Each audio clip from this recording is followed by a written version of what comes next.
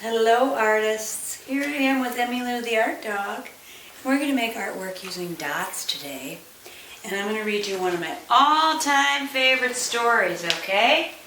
And I haven't done this year, and I ordered the book because usually I show you a movie of this, and that wouldn't work in this format very well. And my book came today, so I'm very excited. It's called The Dot. It's by Peter H Reynolds, and I want you to think about why I might read you this book, because it has a powerful, powerful lesson. One that I try to teach every day, actually, at school. Our class was over, but Vashti sat glued to her chair. Her paper was empty. Vashti's teacher leaned over the blank paper. "Aha! A polar bear in a snowstorm," she said. "Very funny," said Vashti. "I can't draw." Her teacher smiled. We'll just make a mark and see where it takes you." Vashti grabbed a marker and gave the paper a good strong jab. "There!" Her teacher picked up the paper and studied it carefully. She pushed the paper toward Vashti and quietly said, "Now sign it." Vashti thought for a moment. "Well, maybe I can't draw, but I can sign my name." The next week, when Vashti walked into her art class, she was surprised to see what was hanging above her teacher's desk. It was the little dot, the one she had drawn, her dot, and it was framed in swirly gold. I can make a better dot than that. She opened her never-before-used set of watercolors and set to work. Vashti painted and painted. A red dot, a purple dot, a yellow dot, a blue dot. The blue dot mixed with the yellow. She discovered she could make a green dot. Vashti kept experimenting lots of little dots in many colors. "If I can make little dots, I can make big dots too." Vashti splashed her colors with a bigger brush on bigger paper to make bigger dots. Vashti even made a dot by not painting a dot. This is my favorite. I like how she uses the negative space to create a dot.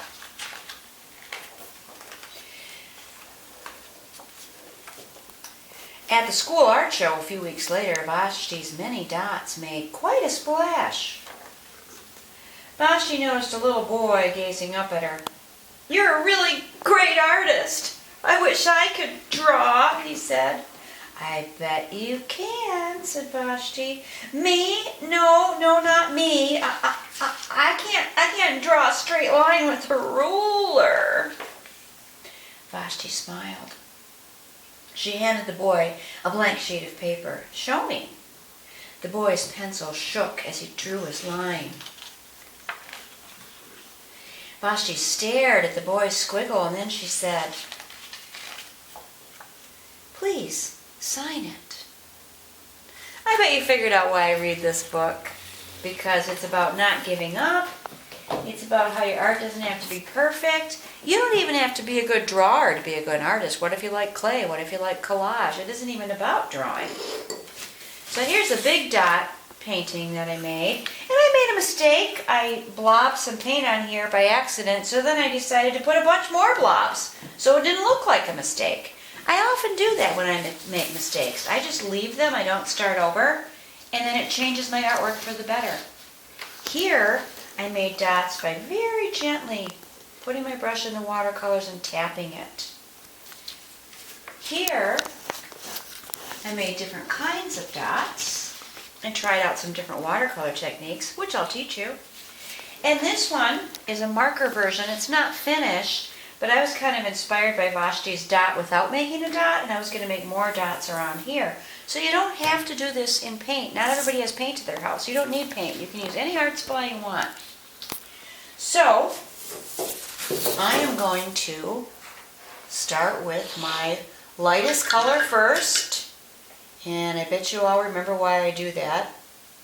That's when my brush is clean. That's when my water is clean. Of course, if your water gets dirty, all you got to do is go clean it, right? Clean your brush under the tap, keep working. So the first technique I'm going to show you is called outlining. And what I'm going to do is take a new color and on purpose put it next to the old color so they sort of blend. Alright? It's a watercolor technique that's very common. Watercolor is very smeary and that frustrates people. I personally like that and I try to push that aspect, but some people don't like it. And if you don't like it, there's another technique you can use called dry brush, and I'll show you that in a second. Dry brush is just what it sounds like. You take a brush, you have almost no water on it, and then you can control your watercolor a lot more with dry brush and not have it bleed into stuff. Watercolor won't bleed into stuff if your paint is only touching dry paper. Like if I touched this brush to this, it would bleed together. So with dry brush, you don't use very much water on purpose. And it's more like drawing with your paint in a way. So this is dry brush. Then I'll show you wet on wet. And then I'll show you a cool thing you can do with salt, if it's okay with your folks, or your grandma or grandpa, or whoever you live with. So wet on wet is when you paint the paper first with water. And here I didn't clean my brush very well. But instead of starting over or panicking, I'm just going to go with it. So my paper's pretty wet now. There it is. And I'm going to take another color on the wet paper and apply the other color. And then it does that cool look. Alright, and then there's one more cool thing you can do if it's okay with your grown-ups. You can take salt and put it on there when it's wet. This doesn't work once your paint dries. And in a little while, you can make your salt, take your paper over to the garbage and gently tap your salt off, and you'll have little white spots all over your paper where the salt absorbed the color. It's pretty cool. So here I'm going to do wet on wet some more. And I'm going to try some cool colors, blues, different kinds of blues on my wet paper. I actually didn't make it quite wet enough, but that's okay. It's a very loose way to work. I really enjoy it. And now I want to add my salt. And another technique you could do is let this dry and then paint more dots on top of it. Right now it's too wet for me to add more dots. They would blend together, which you might like if you want that look. This is a great time to do that. But if you want your dots to be separate, you would want to wait until your paper is dry or go into the dry spaces. Okay, I love watercolor. I think it's just a wonderful, wonderful, wonderful way to work. You just have to be prepared for it to be kind of runny because it's called watercolor. It's the runniest of our paints. Okay? Alrighty, boys and girls. Until tomorrow, I miss you. See you soon.